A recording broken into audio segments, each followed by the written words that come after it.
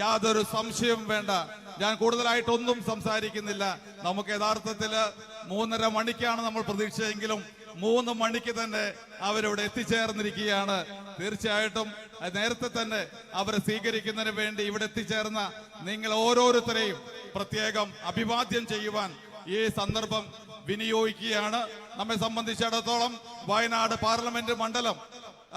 Parliament മണ്ഡലത്തിൽ കഴിഞ്ഞ തെരഞ്ഞെടുപ്പിൽ ഏറ്റവും കൂടുതൽ വോട്ടുകൾ നൽകിയത് നമ്മുടെ വണ്ടൂർ നിയോജക മണ്ഡലമാണ്. അതിൽ 10,000-ലധികം വോട്ടുകൾ സംഭാവന ചെയ്തത് മമ്പാട് പഞ്ചായത്താണ്.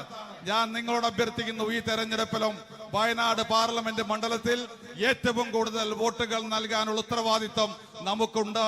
വോട്ടെണ്ണുന്ന 23-ാം തീയതി ലക്ഷക്കണക്കിന് ഭൂരിപക്ഷം ലഭിക്കുമ്പോൾ അതിൽ 1-ാം സ്ഥാനത്ത് വണ്ടൂർ ഉണ്ടാവണം. അതിനുവേണ്ടി നിങ്ങൾ പ്രവർത്തിക്കണം.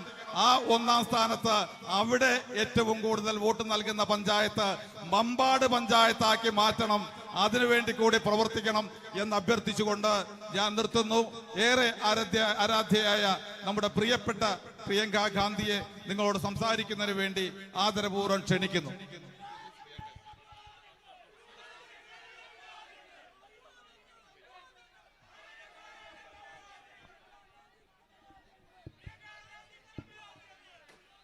My dear sisters and brothers, എന്റെ പ്രിയപ്പെട്ട സഹോദരന്മാരെ, I have been here for 2 days and I can tell you without any hesitation, I have never got so much love as I have got in these 2 days. ഞാൻ ഇവിടെ വന്നിട്ട് ഇന്ന് 2 ദിവസങ്ങളാവുന്നു. എനിക്ക് ഒരു മടിയുമില്ലാതെ നിങ്ങളോട് പറയാൻ സാധിക്കും, ഈ 2 ദിവസങ്ങളിൽ എനിക്ക് കിട്ടിയ അത്രയും സ്നേഹം എനിക്ക് ഇതുവരെ കിട്ടിയിട്ടില്ല എന്ന് നിങ്ങളോട് പറയാൻ സാധിക്കും. I feel that this is a reflection of how much you love my brother. ഞാൻ കരുതുന്നത് ഇത് നിങ്ങൾ എന്നോട് കാണിക്കുന്ന സ്നേഹം എന്ന് പറയുന്നത് നിങ്ങൾ എൻ്റെ സഹോദരനെ എത്രമാത്രം സ്നേഹിക്കുന്നു ആ സ്നേഹത്തിന്റെ ഒരു പ്രതിഫലനമാണെന്ന് ഞാൻ കരുതുന്നു. And also a reflection of how much you believe in what he stands for. എൻ്റെ സഹോദരൻ എന്തിനു വേണ്ടി, long before anybody else recognized the truth about my brother, you did. ഈ ലോകത്ത് എൻ്റെ സഹോദരനെ കുറിച്ചുള്ള സത്യം മറ്റാരും മനസ്സിലാക്കുന്നതിന് മുമ്പ് നിങ്ങൾ തിരിച്ചറിഞ്ഞു. There was such a massive campaign to tarnish his reputation and to tell lies about him that many people believed it. I think an ambulance is passing. If you can just make place. Please make place. വഴി മാറി കൊടുക്കണേ ambulance. Move that car. Thank you. എന്റെ സഹോദരനെ കുറിച്ച് ഒരുപാട് നുണകൾ പ്രചരിപ്പിക്കുന്നതിന് വേണ്ടി, അദ്ദേഹത്തിന്റെ പ്രതിച്ഛായ തകർക്കുന്നതിന് വേണ്ടി ഒരു വലിയ പ്രചരണം തന്നെ നടക്കുകയുണ്ടായി. So I was saying that there was a very big campaign. ഞാൻ പറയുകയായിരുന്നു, അത് ശരിക്കും പറഞ്ഞ വലിയൊരു പ്രചരണമായിരുന്നു. BJP put a lot of resources, a lot of money into it. അങ്ങനെ ഒരു പ്രചരണം, എന്റെ സഹോദരനെതിരെ പ്രചരണം നടത്തുന്നതിന് വേണ്ടി BJP ഒരുപാട് വിഭവങ്ങളും ഒരുപാട് പൈസയും ചെലവഴിച്ചു. And they spread a lot of lies about my brother. എന്റെ സഹോദരനെ പറ്റി അവർ ഒരുപാട് നുണകൾ പറഞ്ഞു പരത്തി. But at that very time when many people were believing those lies, you chose to believe in him. ആ സമയത്ത് BJP അദ്ദേഹത്തെ കുറിച്ച് നടത്തിയ നുണപ്രചരണം പലരും വിശ്വസിച്ചപ്പോൾ നിങ്ങൾ അതിലുപരിയായി എന്റെ സഹോദരനിൽ വിശ്വസിക്കാൻ നിങ്ങൾ തയ്യാറായി. You stood by him and you gave him the courage and the strength to keep standing for what he believed in and to keep fighting for the truth. നിങ്ങൾ അദ്ദേഹത്തിൽ വിശ്വസിച്ചു, നിങ്ങൾ അദ്ദേഹത്തിന് സ്നേഹം നൽകി, അദ്ദേഹം എന്തിൽ വിശ്വസിച്ചു അതിനു വേണ്ടി പോരാടാനുള്ള ധൈര്യവും കരുത്തും നിങ്ങൾ അദ്ദേഹത്തിന് നൽകി. He walked for 4,000 kilometers across India from Kanyakumari to Kashmir, and in every step that he walked there was your step along with his. അദ്ദേഹം കന്യാകുമാരിയിൽ നിന്ന് കശ്മീർ വരെ 4000 കിലോമീറ്റർ അദ്ദേഹം നടന്നു. അദ്ദേഹം വെച്ച ഓരോ ചുവടിലും അദ്ദേഹത്തിനൊപ്പം നിങ്ങളുടെ ഓരോരുത്തരുടെയും ചുവടുകൾ ഉണ്ടായിരുന്നു. Since the beginning of truth has fought a very difficult battle. നിങ്ങൾക്കറിയാം, മനുഷ്യരാശിയുടെ തുടക്കം മുതൽ തന്നെ ആരാണോ സത്യത്തിന് വേണ്ടി പോരാടിയത്, ആരാണോ വലിയ വലിയ ശക്തികൾക്കെതിരെ പോരാടിയത്, അവർ വളരെയധികം ബുദ്ധിമുട്ടുകളിലൂടെയാണ് കടന്നുപോയിട്ടുള്ളത്. I am proud and deeply honored to be the UDF candidate from Wayanad today. ഇന്ന് വയനാട്ടിലെ ഐക്യ ജനാധിപത്യ മുന്നണി സ്ഥാനാർത്ഥിയായി നിങ്ങളുടെ മുൻപിൽ നിൽക്കുമ്പോൾ എനിക്ക് അഭിമാനമുണ്ട്. അത് മാത്രമല്ല, എനിക്ക് വളരെയധികം വലിയ ആദരമായി ഞാൻ അതിനെ കണക്കാക്കുന്നു. Because right from the beginning of our history as a nation, you, the people of Wayanad, have fought for what is right. കാരണം നമ്മുടെ രാജ്യത്തിന്റെ ചില ജനങ്ങൾ എന്താണോ ശരി അതിനു വേണ്ടി പോരാടിയിട്ടുള്ളവരാണ്. You stood up against the British. നിങ്ങൾ ബ്രിട്ടീഷുകാർക്കെതിരെ നിന്നു. And even today, you stand up against those who are trying to destroy our democracy. നമ്മൾ ഇന്നും ഈ രാജ്യത്തെ ജനാധിപത്യത്തെ നശിപ്പിക്കുന്നവർക്കെതിരെ നിങ്ങൾ ഇന്നും ധൈര്യത്തോടു കൂടി നിൽക്കുകയാണ്. You shine as a beacon for the whole of the country to see. ഈ രാജ്യത്തിന് മുഴുവൻ പ്രകാശഗോപുരമായി, ഒരു ദീപസ്തംഭമായി ഈ നാട്ടിലെ ജനങ്ങൾ തിളങ്ങുകയാണ്. You are Hindus, Muslims, Christians, all living together peacefully, all progressing together. ഇവിടെ നിങ്ങൾ ഹിന്ദുസ് ഉണ്ട്, മുസ്ലിംസ് ഉണ്ട്, ക്രിസ്ത്യൻസ് ഉണ്ട്, എല്ലാവരും സമാധാനത്തോടു കൂടി, എല്ലാവരും സമൃദ്ധിയോടുകൂടി ഒരുമിച്ച് മുൻപോട്ട് കൊണ്ടുപോകുന്ന ജനങ്ങളാണ് നിങ്ങൾ. And that is what India truly stands for. യഥാർത്ഥത്തിൽ അതാണ് ഇന്ത്യ എന്തിനു വേണ്ടി നിലനിൽക്കുന്നു എന്ന് പറയുന്നത്. അതാണ് എല്ലാവരും ഒരുമിച്ച് പോകുന്നതാണ്. The teachings of the Gita, the teachings of the Holy Quran, the teachings of the Bible, they were the basis of our freedom fight. നമ്മുടെ സ്വാതന്ത്ര്യ സമരത്തിന്റെ അടിസ്ഥാനം എന്ന് പറയുന്നത് ഭഗവത്ഗീതയുടെ, വിശുദ്ധ ഖുറാന്റെ, ബൈബിളിലെ പഠനങ്ങളും ആശയങ്ങളുമാണ് നമ്മുടെ സ്വാതന്ത്ര്യ സമരത്തിന് അടിത്തറ നൽകിയത്. Mahatma Gandhi embodied them. ഈ മൂല്യങ്ങളുടെ രൂപവൽക്കരിച്ചത്, അതിനെ ഉൾക്കൊണ്ടത് മഹാത്മാഗാന്ധിയാണ്. And we became probably one of the first nations in the world to have a revolution which was completely non-violent. നമ്മൾ എന്ന് പറയുന്നത് ഈ ലോകത്തിലെ ഒന്നാമത്തെ രാജ്യമാണ് എവിടെ പൂർണ്ണമായിട്ടും അഹിംസയിൽ ഊന്നിയ ഒരു വിപ്ലവം നടന്ന രാജ്യം എന്ന് പറയുന്നത് നമ്മുടെ രാജ്യമായ ഇന്ത്യയാണ്. And that remains the true essence of our nationhood. ഇന്ന് നമ്മുടെ രാജ്യത്തിന്റെ, ദേശത്തിന്റെ അടിസ്ഥാനം എന്ന് പറയുന്നത്, സാരാംശം എന്ന് പറയുന്നത്, കാതൽ എന്ന് പറയുന്നത് അഹിംസയിൽ ഊന്നിയ ആ വിപ്ലവമാണ്. And yet all across India for the last 10 years we have seen a new kind of politics. പക്ഷേ ഈ രാജ്യത്തെ കഴിഞ്ഞ 10 വർഷങ്ങളായി രാജ്യം മുഴുവൻ നമ്മൾ കണ്ടുകൊണ്ടിരിക്കുന്നത് പുതിയ രീതിയിലുള്ള ഒരു രാഷ്ട്രീയമാണ്. A politics that thrives on and succeeds to divide people. ഒരു രാഷ്ട്രീയം ജനങ്ങളെ വിഭജിച്ച് അതിൽ വളരുന്ന, വിജയിക്കുന്ന ഒരു രാഷ്ട്രീയമാണ് ഇന്ത്യയിൽ നമ്മൾ കണ്ടുകൊണ്ടിരിക്കുന്നത്. A politics that teaches you to be afraid of your brothers and sisters, to hate them, to be angry at them. നിങ്ങളുടെ സഹോദരന്മാരെ ഭയപ്പെടാനുള്ള, നിങ്ങളുടെ സഹോദരന്മാരെ വെറുക്കാനുള്ള, അവരോട് ദേഷ്യം കാണിക്കാനുള്ള ഒരു രാഷ്ട്രീയമാണ് ഇന്ന് നമ്മുടെ രാജ്യത്ത് നിലനിൽക്കുന്നത്. A politics that works only for a handful of rich business people, the friends of the Prime Minister, and everything, all his policies, everything that he does is designed only to benefit them. പ്രധാനമന്ത്രിയുടെ സുഹൃത്തുക്കളായ അതിസമ്പന്നരായ 5-6 വ്യവസായികളെ സഹായിക്കാനുള്ള ഒരു രാഷ്ട്രീയം, ഈ രാജ്യത്തിലെ എല്ലാ നയങ്ങളും തീരുമാനങ്ങളും അവരെ സഹായിക്കാനുള്ള രീതിയിൽ മാത്രം നടക്കുന്ന ഒരു രാഷ്ട്രീയമാണ് ഇന്ന് നമ്മുടെ രാജ്യത്ത് നിലനിൽക്കുന്നത്. So on one side they create rifts between people, they divide people. On the other side, they make policies that benefit only the businessmen who support them and provide them with funds. ഒരു വശത്ത് അവർ ജനങ്ങളുടെ ഇടയിൽ ഭിന്നിപ്പുണ്ടാക്കുന്നു, ജനങ്ങളെ വിഭജിക്കുന്നു. മറുവശത്ത് അവരെന്താണ് ചെയ്യുന്നത്? ഈ രാജ്യത്തെ സമ്പത്ത് മുഴുവനും, ഈ രാജ്യത്തെ മുഴുവൻ ഉപയോഗങ്ങളും, ഗവൺമെന്റിന്റെ നയങ്ങളുടെ ഉപയോഗങ്ങൾ കുറച്ച് ബിസിനസ്സുകാർക്ക്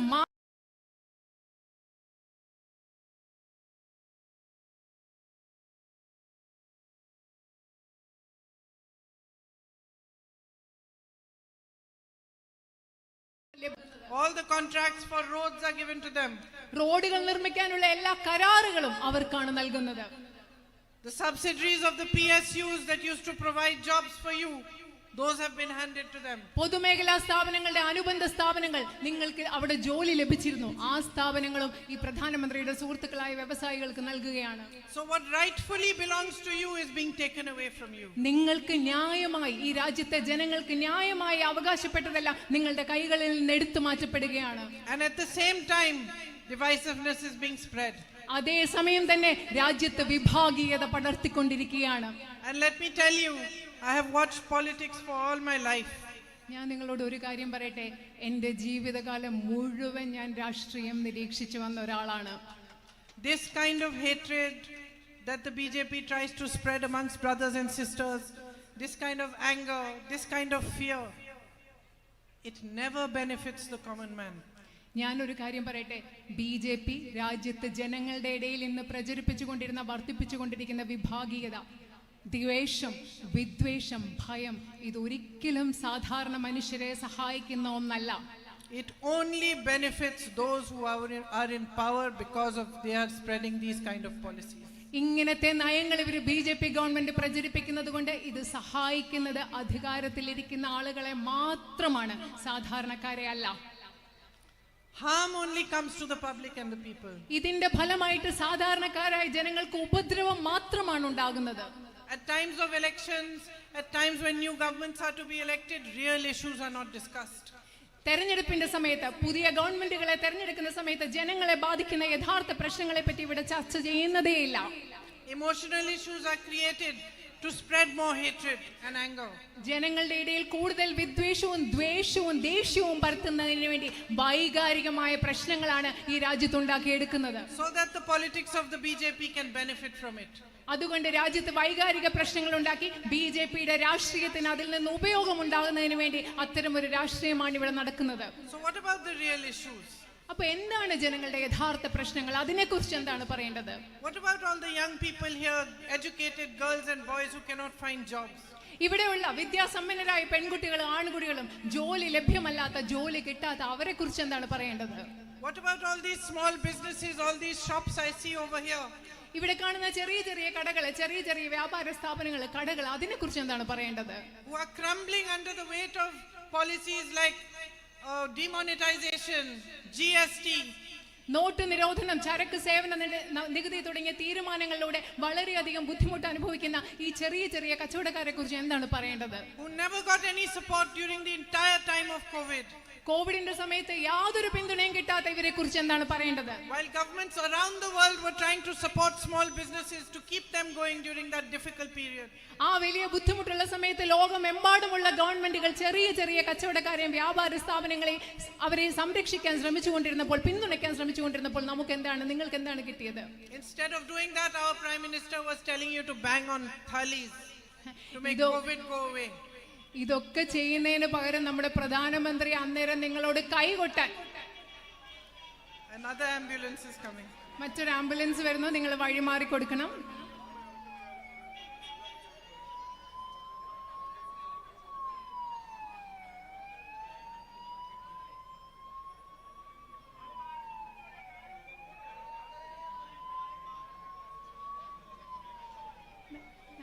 So what happens to these real issues? നേരത്തെ പറഞ്ഞുകൊണ്ടിരുന്നത് പ്രധാനമന്ത്രി കോവിഡ് സമയത്ത് ചെറിയ കച്ചവടക്കാരെ സംരക്ഷിക്കുന്നവരെ നിങ്ങളോട് കൈകൊട്ടാൻ പറഞ്ഞുകൊണ്ടിരിക്കുകയാണ് ചെയ്തത്. അതുകൊണ്ട് ഇപ്പൊ നമ്മൾ ചോദിക്കുന്ന ചോദ്യം, ഇത് യഥാർത്ഥ പ്രശ്നങ്ങൾക്ക് എന്താണ് സംഭവിക്കുന്നത്? Here in Wayanad, you're primarily an agricultural community. ഇവിടെ നിങ്ങൾ പ്രധാനമായിട്ട് ഒരു കാർഷിക സമൂഹമാണ്. Instead of helping you, instead of giving a push to agriculture, you find that the public discussion is about things that have nothing to do with it. പക്ഷെ കൃഷിയെ സഹായിക്കുന്നതിനപ്പുറം, കൃഷിക്ക് പിന്തുണ നൽകുന്നതിന് പകരം നിങ്ങൾക്ക് കാണാം ഇവിടെ ചർച്ചകൾ നടത്തുന്നത് നിങ്ങളെ ബാധിക്കാത്ത പ്രശ്നങ്ങളെ പറ്റിയാണ് ഇവിടെ ചർച്ചകൾ നടക്കുന്നത്.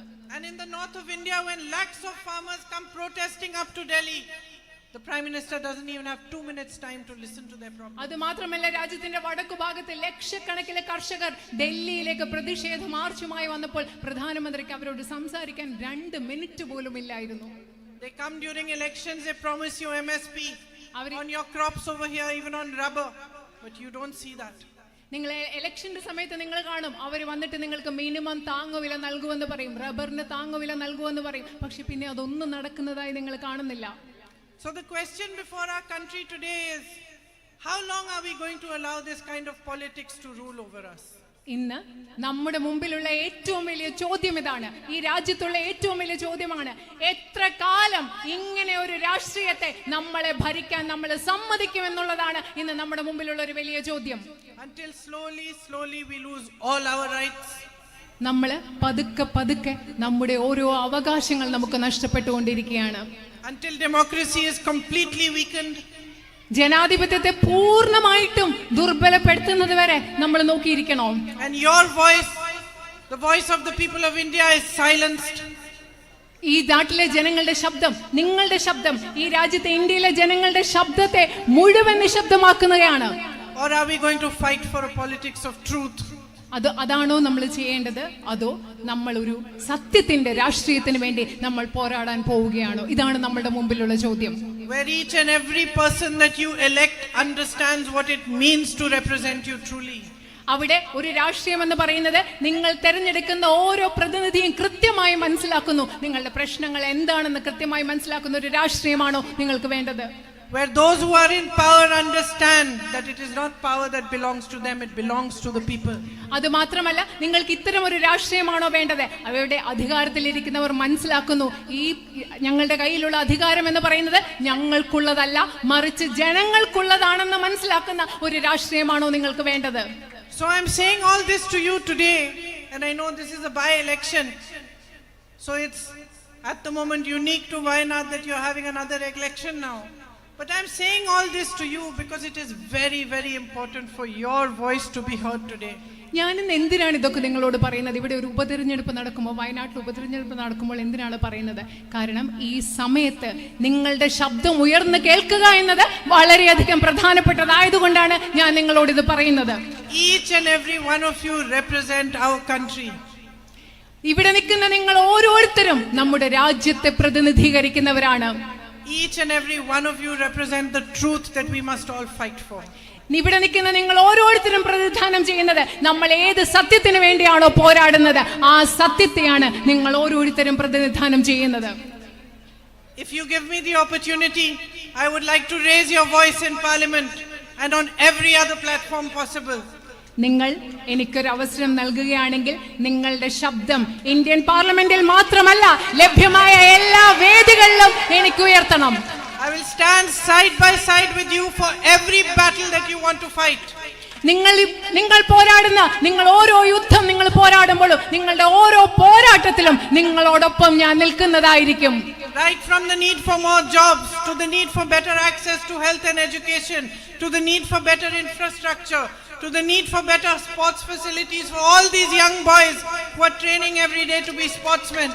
അത് മാത്രമല്ല, മെച്ചപ്പെട്ട തൊഴിലവസരങ്ങൾ, മെച്ചപ്പെട്ട വിദ്യാഭ്യാസ സൗകര്യങ്ങൾ, മെച്ചപ്പെട്ട ആരോഗ്യ സംവിധാനങ്ങൾ, അതുപോലെ മെച്ചപ്പെട്ട അടിസ്ഥാന സൗകര്യങ്ങൾ. അതുമാത്രമല്ല, ഇവിടെ നമ്മുടെ കായിക മേഖലയിൽ ഏർപ്പെടുന്ന നമ്മുടെ ചെറുപ്പക്കാരായ ആൺകുട്ടികൾക്കും പെൺകുട്ടികൾക്കും വേണ്ടി മെച്ചപ്പെട്ട കായിക സൗകര്യങ്ങൾ, ഇതിനെല്ലാം വേണ്ടി നിങ്ങളോട് തോളോട് തോൾ ചേർന്ന് നിന്ന് പോരാടാൻ ഞാൻ ഉണ്ടാവും. Right from your everyday needs to the greatest need of this nation today, to restore a full and proper democracy where your voice is loudest, where the public rules and where power is not taken for granted by those who rule. അത് മാത്രമല്ല, നിങ്ങളുടെ ദൈനംദിന ആവശ്യങ്ങൾ മുതൽ ഈ രാജ്യത്ത് പൂർണ്ണമായും ജനാധിപത്യം പുനഃസ്ഥാപിക്കുന്നത് വരെ, ഈ രാജ്യത്തെ ജനങ്ങളുടെ ശബ്ദം മുഴുവൻ ഏറ്റവും ഉച്ചത്തിൽ ഉയർന്നു കേൾക്കുന്ന ഒരു ജനാധിപത്യം പുനഃസ്ഥാപിക്കുന്നത് വരെ നിങ്ങളുടെ എല്ലാ ആവശ്യങ്ങൾക്കും വേണ്ടി പോരാടാൻ ഞാൻ നിങ്ങളോടൊപ്പം ഉണ്ടാകും.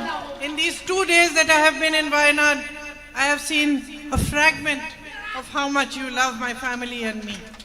ഈ 2 ദിവസം വയനാട്ടിലുണ്ടായിരുന്ന ഈ 2 ദിവസം കൊണ്ട് നിങ്ങൾ എന്നെയും എൻ്റെ കുടുംബത്തെയും എത്രമാത്രം സ്നേഹിക്കുന്നു, അതിൻ്റെ ഒരു ചെറിയ ഭാഗം, ഒരു ചെറിയ അംശം മാത്രമേ എനിക്ക് കാണാൻ സാധിച്ചിട്ടുള്ളൂ. And that fragment has been enough to overwhelm me.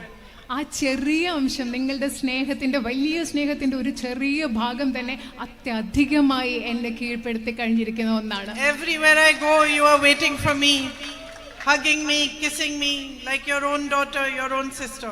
ഞാൻ എവിടെ പോയാലും നിങ്ങൾ എനിക്ക് വേണ്ടി കാത്തിരിക്കുകയാണ്, നിങ്ങൾ എന്നെ ആലിംഗനം ചെയ്യുകയാണ്, നിങ്ങൾ സ്വന്തം മകളെ സ്നേഹിക്കുന്ന പോലെ, സ്വന്തം സഹോദരിയെ സ്നേഹിക്കുന്ന പോലെ എനിക്ക് ഉമ്മകൾ തരികയാണ്. There is no greater honor for me than to be standing here and seeking an opportunity to represent you in Parliament. നിങ്ങളുടെ മുൻപിൽ ഇവിടെ നിന്നുകൊണ്ട് നിങ്ങളുടെ മുൻപിൽ നിങ്ങളെ പാർലമെന്റിൽ പ്രതിനിധീകരിക്കാനുള്ള ഒരു അവസരം നിങ്ങളോട് ആവശ്യപ്പെടുന്നത് പോലെ ഇതുപോലെ ഇതിലും മികച്ച ഒരു ആദരം എനിക്ക് കിട്ടാനില്ല എന്ന് ഞാൻ നിങ്ങളോട് പറയുകയാണ്. And from my heart I want to thank you for giving me this opportunity, and I want to thank you for all the love you have given me. എൻ്റെ ഹൃദയത്തിന്റെ ആഴങ്ങളിൽ നിന്നും നിങ്ങൾ എനിക്ക് നൽകിയ അവസരത്തിന് നിങ്ങളോട് നന്ദി പറയാൻ ആഗ്രഹിക്കുന്നു. അതുപോലെ നിങ്ങൾ നൽകുന്ന എല്ലാ സ്നേഹത്തിനും ഞാൻ നിങ്ങളോട് നന്ദി പറയാൻ ആഗ്രഹിക്കുന്നു. I will not disappoint you and I will not let you down. That is my promise to you.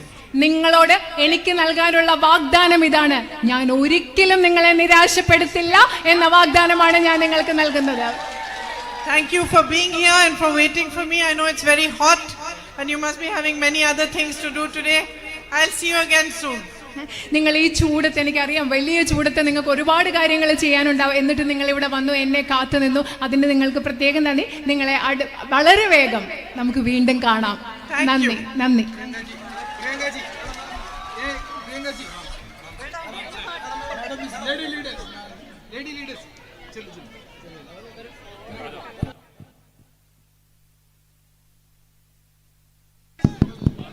പ്രിയമുള്ളവരെ, ജനാധിപത്യ വിശ്വാസികളെ, നല്ലവരായ സഹോദരി സഹോദരന്മാരെ, പതിവിലും കവിഞ്ഞ് അരമണിക്കൂർ നേരത്തെ വയനാട് ലോക്സഭാ പാർലമെന്റ്